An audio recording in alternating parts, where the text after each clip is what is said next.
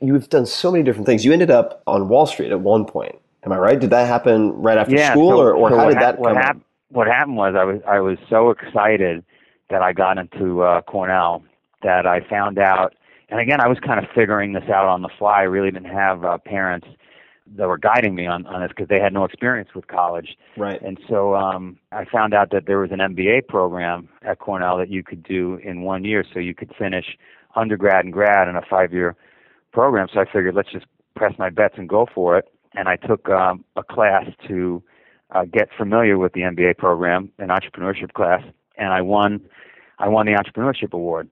So during that class, I met a bunch of judges who were very successful people that had graduated Cornell, gone on their own, and one of those judges took a real liking to me. I didn't make the MBA program; they didn't accept me, and I went back to Queens to run that swimming pool and construction business, which was doing very, very well at that point because I was able to apply all the things I was learning at Cornell to my business. So Hmm. so I go back and I'm running the business, and that judge stays in touch with me, and he calls me literally first of the month every month and says, "When are you going to get out of the pool business? You got to go to New York City." And I was in Queens, and I said, "I'm doing really well. I met this great girl. I'm 22 years old. I don't need to go to Manhattan."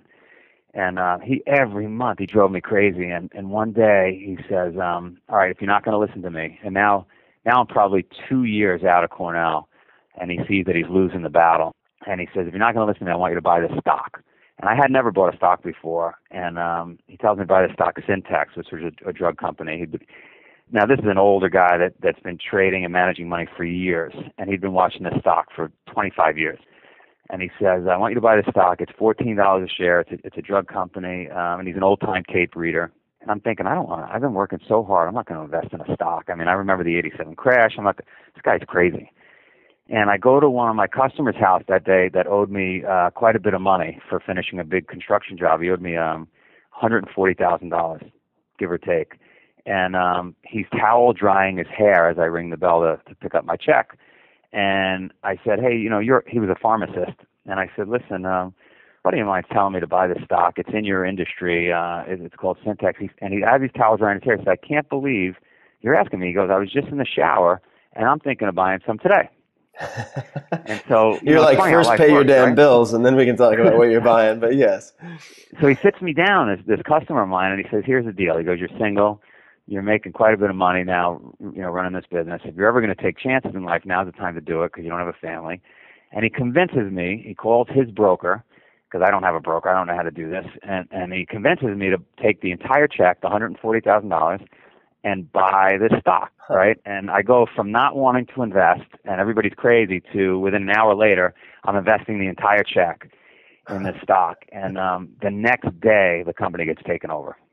And there was no funny business. It was just these guys, these were old timers Yeah. that I guess read the tape well. And I made $100,000, and I said, "I'm going to Wall Street. This is unbelievable. This is this is crazy."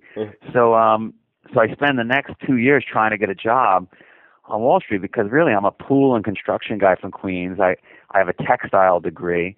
I have no business getting a job on Wall Street. I'm already making at that point, really good money. And so any job I'm even lucky to get would maybe pay me 30 grand a year. And I'm so lucky that I was guided by this guy out of Cornell because he guides me to the institutional side of the business. And I ended up getting this job where they trained me in the whole industry. I worked in research, I worked in investment banking, I worked on the floor of the New York Stock Exchange, and literally I spent 2 years just bouncing from department to department, learning the entire business. And as I was there, the company got sold to ING for $600 million.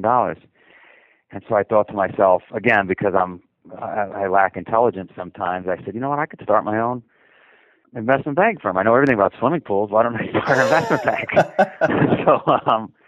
So everybody told me at the firm, "You're crazy. What institution is possibly going to do business with a pool guy?" And so I started a little business, and they were right. Nobody, when we first started, would do business with us.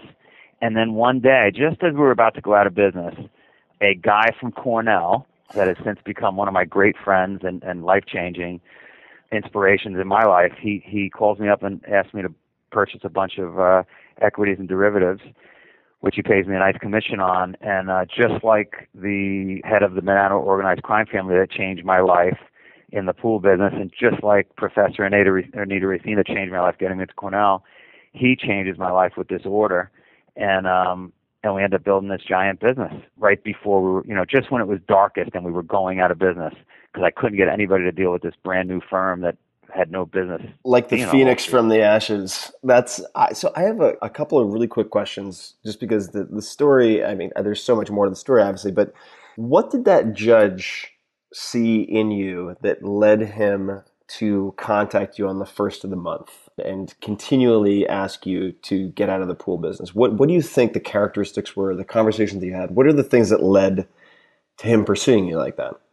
Well, I think I'm sure you see the same things as you make investments or you're hiring people or partnering with people, and that there's very few people on a percentage basis that have that fire in their belly. It's not necessarily specific knowledge, because I'm not that smart of a guy, but I have an enormous fire in my belly from the time my eyes open to the time I collapse on a bed every day to just get stuff done. Mm-hmm. It's not always the smartest way I attack things, but I'm just relentless. And I think that's rare. Yeah. I think it's rare. And I think he saw that, and it would have, because I look for that, and I'm sure you look for that. And I think he thought, wow, this would be a waste to have this guy stuck in Queens. Now you don't know it. I don't know it at the time that would be a waste. I'm feeling like I'm killing it. And he sees much bigger opportunity for me. And, my dad later thanked him because, again, all these people just changed my life, but I don't think it's by accident and by chance those things happened. I think I just put myself out there, like you probably do, or mm-hmm. anybody that's had some luck in life. You kind of make your own luck. You don't Definitely say no to anything, right? You take every meeting, you listen to every phone call, and stuff just happens for you.